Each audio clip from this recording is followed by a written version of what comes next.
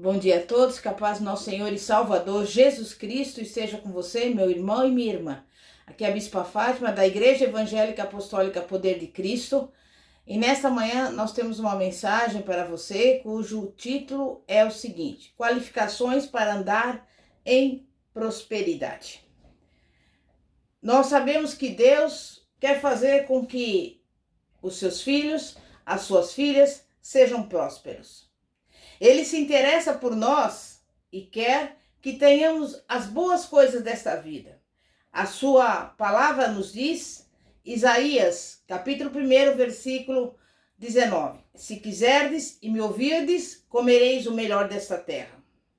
Mas Deus não quer que comamos o melhor desta terra em primeiro lugar. Moisés foi exemplo de alguém que não priorizou os bens desta terra. Veja que apesar de ter sido criado como egípcio, ele recusou ser chamado filho da filha de Faraó quando ele cresceu. Hebreus 11, versículos 24 a 26 diz: Pela fé, Moisés, quando já homem feito, recusou ser chamado filho da filha de Faraó, preferindo ser maltratado junto com o povo de Deus, a usufruir prazeres transitórios do pecado, porquanto considerou o opróbrio de Cristo por maiores riquezas do que os tesouros do Egito, porque contemplava o galardão. Pense você naquilo que Moisés recusou. Ele era o filho da filha de Faraó. Era um descendente direto da realeza. Possuía prestígio, honra e riquezas. Contudo, Moisés considerou o opróbrio de Cristo superior aos tesouros do Egito. Moisés percebeu a diferença entre o povo de Deus e o povo mundano. Hoje em dia, muitas pessoas estão mais interessadas em fazer riquezas do que servir a Deus. Mas as coisas espirituais devem ser priorizadas se alguém desejar ser espiritual. É necessário prezar as coisas espirituais de Deus, mais do que as coisas terrenas. E uma das condições para que haja prosperidade é estimar pouco as coisas terrenas. Não se pode pôr as coisas terrenas acima das espirituais e esperar que a prosperidade ocorra da maneira como Deus deseja que prosperemos. Mas eu quero te lembrar que não é errado ter dinheiro. Errado é o dinheiro ter você. Errado é o dinheiro ser o seu senhor, o seu mestre, ou que você gaste os seus recursos em seus próprios prazeres. Deus quer que você prospere financeiramente, mas a sua prosperidade depende do que você coloca como o mais importante em primeiro lugar. Preencher essa condição é necessário. No Antigo Testamento, Deus ordenou aos israelitas que guardassem os seus mandamentos e obedecessem os seus estatutos. Deuteronômio 28. Isso significa prosperidade espiritual, resultante de colocar a palavra de Deus em primeiro lugar e andar na verdade. E hoje Deus deseja o mesmo para nós. Sob a inspiração do Espírito Santo, João escreveu na terceira carta, capítulo 1, versículo 2: Acima de tudo, faço votos por tua prosperidade e saúde, assim como é próspera a tua alma. Nos 2 versículos seguintes, João afirma que ficou sobremodo alegre por ouvir que o povo de Deus, de fato, estava andando na verdade da palavra de Deus. Deus recomendou aos israelitas que andassem nos seus estatutos e guardassem os seus mandamentos, que fizessem aquilo que é reto aos seus olhos, e então ele tiraria do meio deles as enfermidades. Êxodo 15, 26. E o número dos seus dias completaria. Êxodo 23, versículo 26, segunda parte. E isto significa prosperidade física, ou seja, saúde e cura divina. O Senhor também falou aos israelitas sobre os seus cestos e as suas amassadeiras serem abençoados, os seus celeiros serem cheios e sobre eles serem colocados como cabeça e não como cauda. Deuteronômio 28, versículos o 5, o 8 e o 13. E também Provérbios 3:10. Trata-se aqui da prosperidade material. Mas observe que as prosperidades física e material dependem da prosperidade espiritual, como eu me referi na terceira carta de João, no capítulo 2. Então nós precisamos colocar as coisas mais importantes em primeiro lugar. O Salmo número 1 é maravilhoso. E nele é confirmada a vontade de Deus quanto à prosperidade do seu povo. E diz assim: bem-aventurado o varão que não anda segundo o conselho dos ímpios, não se detém no caminho dos pecadores, nem se assenta na roda dos escarnecedores. Antes tem o seu prazer na lei do Senhor, e na sua lei medita de dia e de noite. Pois será como a árvore plantada junto a ribeiros e águas, a qual dá o seu fruto na estação própria e cujas folhas não caem, e tudo quanto fizer prosperará.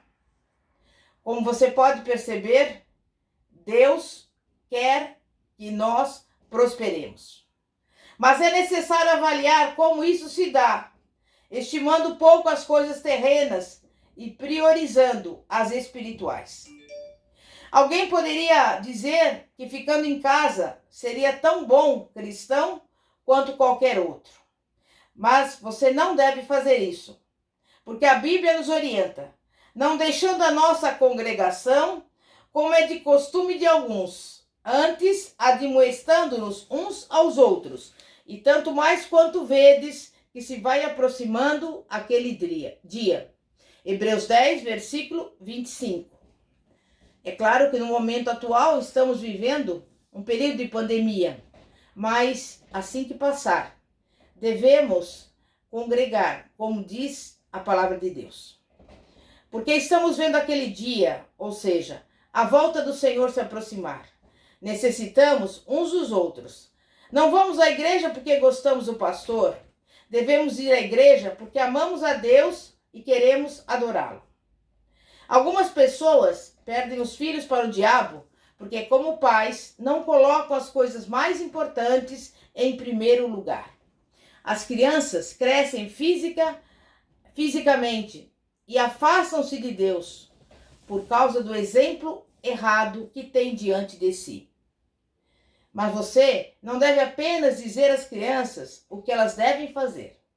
A Bíblia assevera: instrui o menino no caminho que deve andar, e até quando envelhecer, não se desviará dele.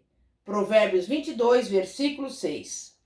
E é por isso que você e eu devemos demonstrar, dando o exemplo certo. Você mesmo tem que ser uma pessoa de fé.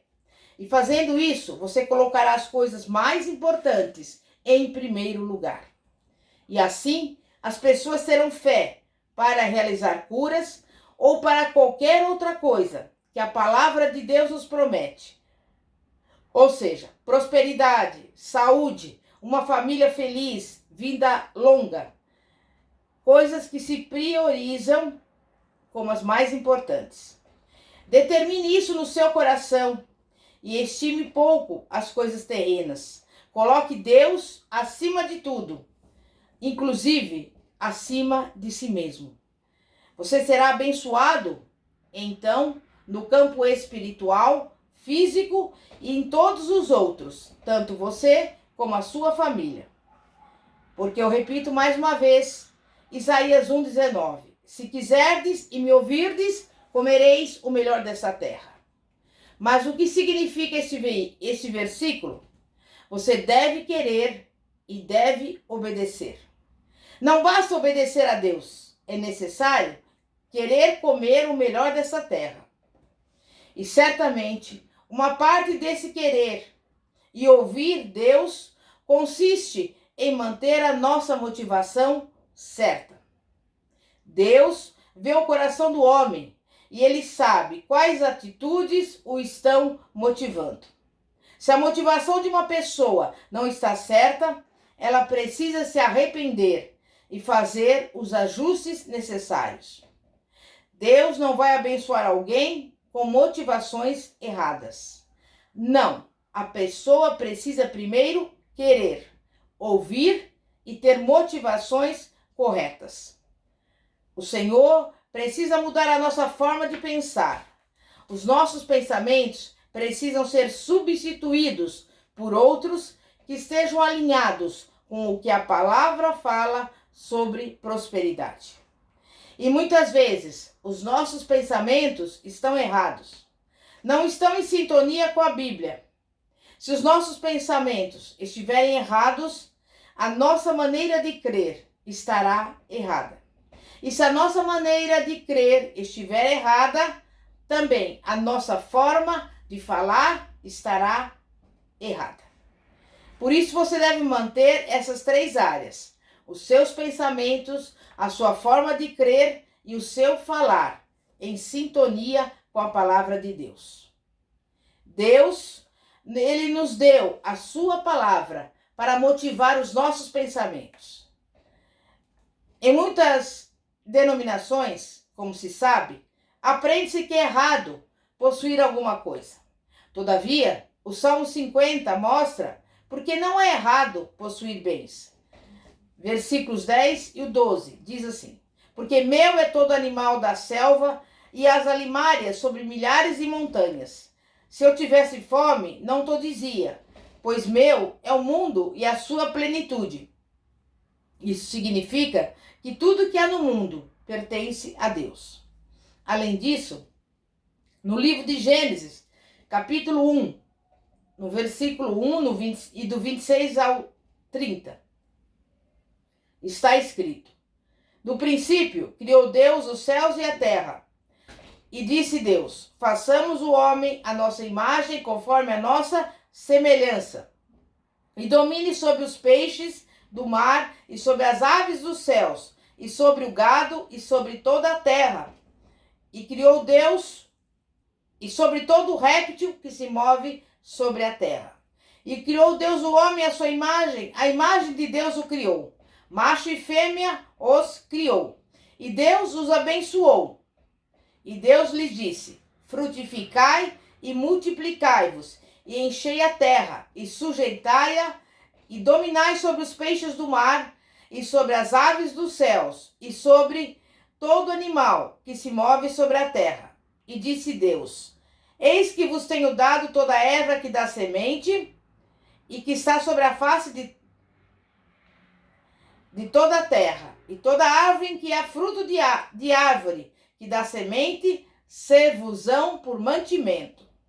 E a todo animal da terra, e a toda ave dos céus, e a todo réptil da terra, em que há uma vivente, toda erva verde será por mantimento. E assim foi. E há um outro versículo importante: minha é a prata, meu é o ouro, disse o Senhor dos Exércitos. Ageu 2:8. Com isso nós vemos que a prata e o ouro não estão na terra para o diabo, mas sim para os seguidores do Senhor. Essas riquezas Deus fez para o homem que criou, Adão, o qual veio a praticar traição contra ele, entregando tudo nas mãos de Satanás. Lucas 4, versículos 5 a 8 diz: e o diabo, levando-o a um alto monte, mostrou-lhe, no momento de tempo, todos os reinos do mundo. E disse-lhe o diabo a Jesus: dar-te-ei a ti todo este poder e a sua glória, porque a mim me foi entregue, e dou a quem quero. Portanto, se tu me adorares, tudo será teu.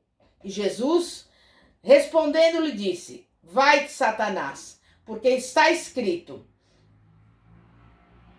adorarás o Senhor teu Deus, e só a ele servirás. Quando Jesus, melhor dizendo, quando Deus criou Adão, em certo sentido, Adão passou a ser o Deus deste mundo, porque Deus criou o mundo e a sua plenitude e o entregou nas mãos dele. Mas na segunda carta aos Coríntios, capítulo 4, versículo 4, é dito que Satanás é o Deus desse século. Satanás tornou-se o Deus deste mundo diante da traição de Adão, que desobedeceu a Deus. E Jesus disse em Lucas 6,38: E dai e ser-vos-á dado boa medida, recalcada, sacudida e transbordante vos darão. Porque com a mesma medida com que medirdes, também vos medirão de novo. Então eu te digo, o que você necessita, você terá que reivindicar. E a razão pela qual temos direito de reivindicar que as nossas necessidades sejam atendidas é Jesus ter vindo à terra e derrotado Satanás, garantindo a nossa vitória total. Estamos no mundo, mas não somos do mundo, ainda que nele tenhamos de viver. Por isso devemos usar a autoridade dada por Deus para impor a derrota a Satanás e desfrutar as bênçãos do Senhor que foi nos dada em Cristo Jesus, inclusive a prosperidade financeira. Na carta de Paulo aos Colossenses, capítulo 1, versículos 12 a 13, diz assim: dando graças ao Pai, que nos fez idôneos para participar da herança dos santos na luz. Ele, o Pai, nos tirou da potestade das trevas e nos transportou para o reino do Filho do seu amor. Observe que a palavra severa que ele nos tirou. Então nós vemos que Jesus, ele não irá nos libertar. Ele já o fez. Deus nos transportou da autoridade ou domínio das trevas, ou seja, do reino de Satanás. E a palavra declara que somos mais que vencedores. E vencemos o mundo por meio de Jesus Cristo. A palavra garante que fomos redimidos da maldição da lei, da miséria, da enfermidade e da morte espiritual. Também a palavra de Deus assegura que nos foi dada autoridade sobre o diabo, em nome de Jesus, e que podemos usar essa autoridade e reivindicar que as nossas necessidades, inclusive financeiras, sejam supridas. Então, eu digo a você, aprenda a pensar e a falar de acordo com aquilo que a Bíblia Sagrada nos diz. Você pode ter o que a palavra diz que você realmente pode ter e pode ser quem a palavra de Deus diz que você é, ou seja, nascido de Deus. 1 João 4, versículo 4. Filhinhos, sois de Deus e já os tendes vencido, porque maior é o que está em vós do que o que está no mundo. Neste versículo está escrito, já os tende vencido. Vencido quem? Todos aqueles demônios e espíritos malignos de que João mencionou nos versículos 1 a 3. E eu te pergunto, se os tenho vencido, por que eu estou tendo problemas com eles? Por não conhecer essa verdade. Não saber que você os venceu por intermédio de Jesus Cristo. Não sabendo isso, você não poderá agir à altura. Em outras palavras, por causa da maneira errada de pensar, os cristãos não têm vivido a plenitude da bênção de Deus. Mas nós temos que nos lembrar que temos autoridade sobre Satanás. Mas é preciso crer e exercitar essa autoridade em cada área da nossa vida, inclusive na área financeira.